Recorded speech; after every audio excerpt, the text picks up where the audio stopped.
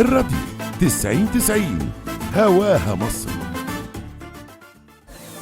غريب وعجيب أمر الدراما الأمريكية دي يا أخي. انتشر في الفترة اللي فاتت فيديو من برنامج كرتون أمريكي شهير اسمه The Simpsons. كرتون كده في واد شعر أصفر واقف لفوق زي رجل الكنبة كده، اتعرض من كام سنة. البرنامج ده مطلع ترامب وهو بيكسب الانتخابات، ما تفهم بيترشح، مش فاكرة حاجة كده يعني. الغريب إنه لما اتعرض كانت معلومات كوكب الأرض كلها عن ترامب في الوقت ده إنه ده الراجل اللي معاه الحقوق الحصرية لمسابقة ملكة جمال الكون، لا أكتر ولا أقل. واحد مركب مقشة حمرا في دماغه كده، وده اللي معاه مفتاح ملكة جمال الكون.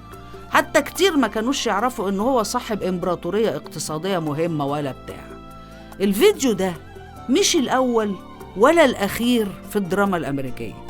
يعني مثلا السينما الأمريكية قدمت مورجان فريمان وداني جلوفر في أدوار رؤساء لأمريكا، حتى من قبل ما يكون باراك أوباما ده معروف على الساحة السياسية أصلاً، يعني ما كانش ممكن يتخيلوا يعني.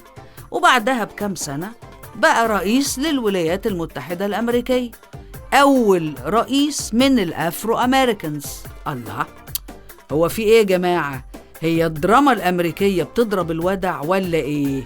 الصراحة الدراما الأمريكية لا بتضرب الودع ولا لو إيه، ولا اسمها إيه ولا إيه دي، ولا لو أما القصد يعني هي لا بتضرب الودع ولا مكشوف عنها الحكاية.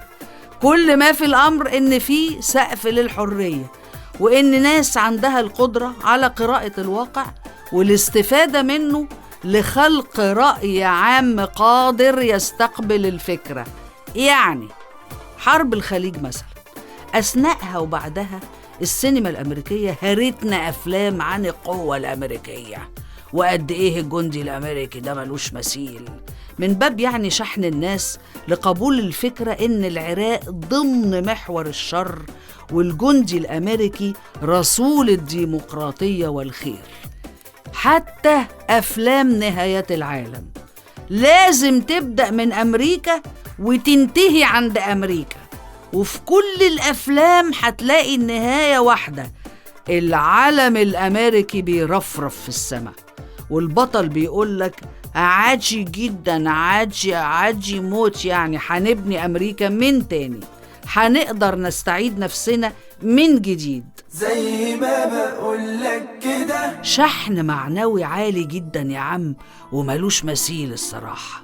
هناك الدراما بتلعب دور مهم جدا في تشكيل الوعي وإدارة الوعي كمان. ما أقدرش أقول إن كتاب الدراما بياخدوا تعليمات، وما عنديش معلومة خالص وإلا هنكون بنفتي الصراحة. أنا اللي أعرفه لا، ما بياخدوش تعليمات، بس نقدر نقول من المتابعة إن مفيش فيلم بيتعمل من غير هدف، ومفيش مسلسل بيتعرض من باب الترفيه المطلق. يعني الحدوتة كلها موجهة لرأي عام وسيطرة عليه وعلى أدواته وإدراكه بشكل حقيقي. يعني لما نتفرج على السينما الأمريكية في آخر 20 سنة هتنبهر جدا بعدد الأفلام اللي بتتكلم عن نهاية العالم بشكل حقيقي، وهتحس إن الدنيا بتودع خلاص.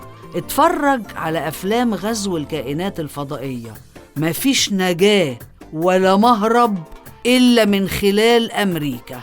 حتى أفلام السوبر هيرو كلها في أمريكا، سوبرمان، سوبر مش عارف إيه، سبايدر مان، مايرن مان، بايرن مان، كل الحاجات دي في أمريكا. الموضوع ما تاخدوهوش ببساطة، هو مش مجرد ترفيه ولا تسلية. مثلا في الانتخابات الأمريكية اللي فاتت روبرت دينيرو وهاريسون فورد الاتنين عرضوا ترامب بشدة فظيعة. ده روبرت دينيرو ده عمل فيديو أقل ما يوصف فيه إنه يعاقب عليه القانون، وفي مصر بقى يلبس وش كده تهمة سب وقذف. بس إيه اللي حصل بعدها؟ ولا أي حاجة. دول رموز فنية ومؤثرة في الملايين، رأيك قوله، لكن في السينما والدراما التلفزيونية انت ملتزم بالسكريبت المكتوب. الفكرة هناك في القدرة على توجيه الرأي وإمكانية السيطرة عليه. اتفرجوا بس اخرجوا بره إطار التسلية، شوفوا الأفلام بعين تانية، وفي سياق اللي بيحصل هتحسوا بفرق كبير. خلونا نتفرج على اللي بيحصل ونشوف الدراما الأمريكية في فترة ترامب هتعمل إيه وتقدم إيه وهتسوق لإيه. خلونا نتفرج ونبقى نرجع نكمل موضوعنا لأنه مخلصش.